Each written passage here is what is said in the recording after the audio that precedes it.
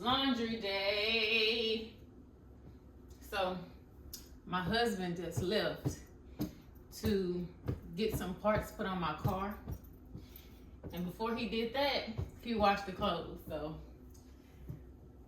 I love that for me. So I'm about to fold these clothes and enjoy my Starbucks, and got some things I want to talk about with y'all. So I've been seeing some video online about, well, there's a lot of video online nowadays about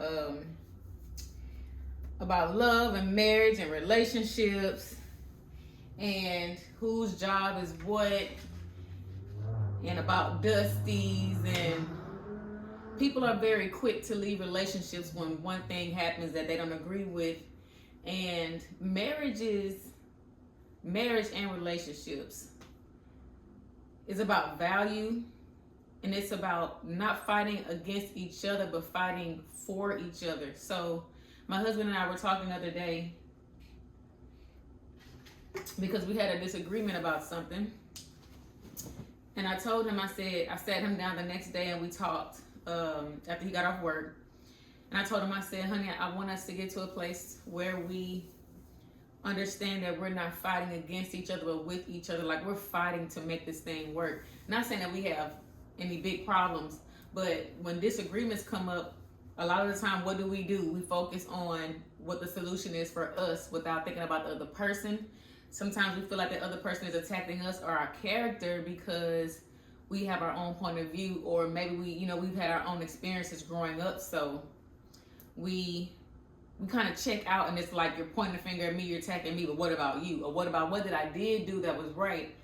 So if you are in a relationship or wanting a relationship, by no means do I mean to be mentally, physically, emotionally, and verbally abused. What I'm saying is that if you love a person and that person is worth fighting for, then fight for that person and let them know that you're fighting with them and not against them, because the devil don't want y'all to be together. First of all, the covenant with God, being married, is the closest thing you can get to him. And besides that, how do you not know that child that you guys are going to have is not going to be the child to change the world? That child is not going to be the child to help save someone's life one day. So that's the reason why the devil don't want our relationships to work. And we have to be sure that when we are taking in information, even the information that I'm giving you, that you take what's good for you and you apply it to your own life. And if you don't like it, then you switch it up. But we have to get to a point to where we are not just leaning on our own understanding. And we have to get to a point to where we're not allowing any and everyone to come into our homes, come into our heart, and come into our spirit and put things there that don't need to be there. So we have to have good judgment when it comes to listening to anybody when they're giving us information about life, about marriage, about makeup, about hair, about relationships, about anything that's supposed to be educating and inspiring you. And we have to be sure that we're not taking in too much information, because too much information is not always good, because sometimes we can get overwhelmed with so much information. I'm not going to say I can only speak for me. I can get overwhelmed with too much information, and especially if I'm going through something, like maybe I say something out loud, iPhone will literally bring this thing up of what I'm talking about, and I'll see all this information on it, and it's kind of like, well, first of all, stop listening to me. But I have to be careful, I have to be mindful, and I have to have my own discernment and make my own judgment of what it is that I will allow into my life. Because not everything is good for me in the phase of development that I'm in.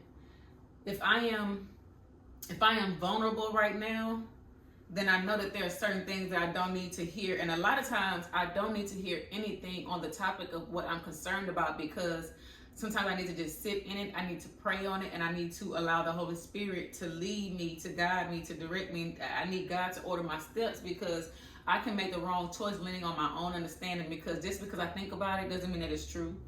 My feelings may be valid, but my emotions are just emotions. They will fade. They're not going to stay there for the rest of my life. So I just wanted to drop this on you all to be sure that when it comes to any relationship, not just a marital relationship or a romantic relationship, a relationship with yourself, being mindful of what you allow in your spirit, and being sure that you have no other gods before God. No, not money, not makeup, not clothes, not a man or a woman, not your job, because God is in control of all. He can take all those things away. So being sure that in all things that we honor God with what he gives us, and being mindful of what he gives us and how to honor him with that. And when I say honor him with that, I mean praising him, worshiping him, thanking him, being grateful every day. And just because one day maybe you didn't feel so grateful, that does not mean that you cannot go back to God and say, God, man, I'm sorry. I was being real selfish today. Can you forgive me? Can you please forgive me? And immediately you're forgiven. It feels good to know what forgiveness feels like, to not have shame or guilt, to share your story, to share your testimony, to share where you've come from. And relationships are not perfect. When in relationships, you are experiencing someone, how they've grown up and what they're being broken out of as you all grow together. That's one of the main things about relationships that I love, is that we get to experience one another, but we're helping each other grow, because you're living with this person for the rest of your life, just like you're living with you for the rest of your life, and you are learning and growing. So we have to give other people grace to learn and to grow and to experience and love them in every phase that they're in, because people change, y'all. Like, don't you change? People change. If someone says, oh, you showed change since you got that new job, you showed and changed since you got that new car, you done showed change since you gave your life to Christ.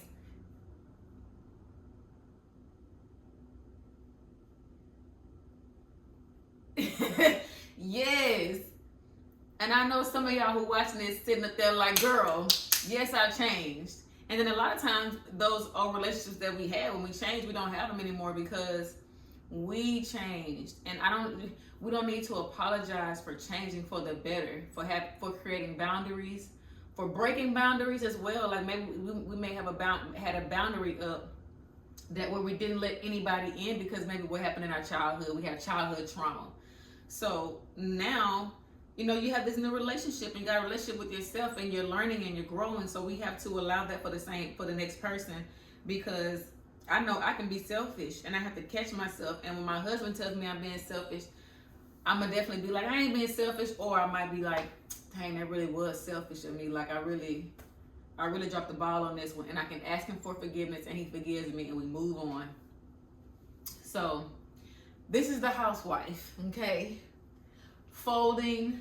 Even I don't really like to fold, but the thing is that the fact that I'm not the one that's washing, or if I'm the one that's washing and he folds, I love that, because it's a partnership, y'all.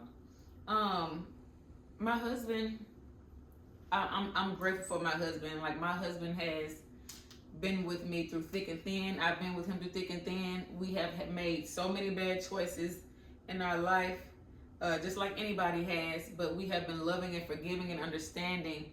And again, that's what relationships are: understanding, love, forgiveness, unconditional love, respect.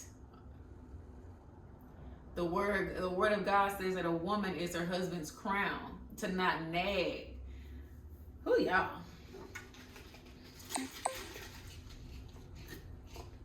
Don't fight me on this one, because it's not my words. And I gotta obey the word just like you do. But yeah, y'all, that's what it is. So I'm gonna finish folding these clothes. I hope that what I have expressed to you all through my own testimony, through my own trials and tribulation, is helping, or has helped you, or has given you some insight on the relationship that you're having or not having. And one last thing that I will say is that when it comes to any relationship with your significant other, or with a friend, with a mom, with a dad, with anyone else, we have to understand that we cannot depend on someone else to make us happy. I don't depend on my husband to make me happy, or should I say give me joy, because that's God's job. God does that for me. If I need a pick me up, like if something that my husband is doing is not making me happy, like say he stopped doing something that I liked, then of course it's like, okay, I'm gonna bring it to his attention. However, I can't depend on my husband to give me what self-care does for me taking care of myself. My husband takes care of me, but I cannot depend on him to give me a facial. I cannot depend on him when it comes to having a hot bath and getting my nails done. He gonna get my nails done. But you know what I mean? Like having that me time, that girl time, spending time with God and the Word. He cannot do that for me. He cannot do that for me. Just like I cannot do certain things for him to make him have happiness. Like, do you know, to be able to leave and go chill with your friends, have a good time by yourself. We all need our own me time and a long time. So yeah, like we have to understand that we have to get to know and love ourselves first. Date yourself first. Like to this day, ever since my husband and I have been together, we've been together for 16 years, since 2009. I have always gone on my own dates. My own dates have been either going to the coffee shop, having my own coffee date, or I go to the movies. I used to go to the movies every Sunday by myself. And I would still go with him on a different day during the week. But Sundays was Kia is taking Kia out on a date. She's going to enjoy her own time and do what she wants to do. She's going to spend her money. That's another form of self-care, but that's another form of getting to know yourself, dating yourself, and knowing what you will allow and won't allow in your life, and what you even may be able to break a wall down on or have some understanding on. Because having a lot of, like, you know, there are some people that have a list of things that they want for a person and a person for themselves, and a lot of times that list is not attainable. Sometimes it's just not attainable, and sometimes it is, depending on what your goals and your aspirations are and what you're doing to better yourself. But sometimes those things are not attainable, and we have to bring those things down a bit and work our way up to those things. And that's the beautiful part of life that I love, that if I can't get it right now, what can I do? What steps can I take to get there? I don't have $1 million right now. I would like $1 million, but when I get $1 million right now, at this point in my life, is it going to elevate me? It will elevate me, but will it elevate me up here if I didn't do anything? Like if I didn't work to get it, it's great if somebody gave it to me. But if I didn't work to get it, like say I'm building a business, or my husband and I are building a business, maybe we're going into real estate, we're buying land. When we work to get towards something, we appreciate it more. It's more valuable. We learn to have a good time with it. We learn that what we did to get there is something we will always have with us. And what is that? That is called wisdom. We have to, as women, for the women that are watching this, we have to attain wisdom. You know, wisdom in the Bible, wisdom is called her. She, her, and she in the Bible. It doesn't say he or him.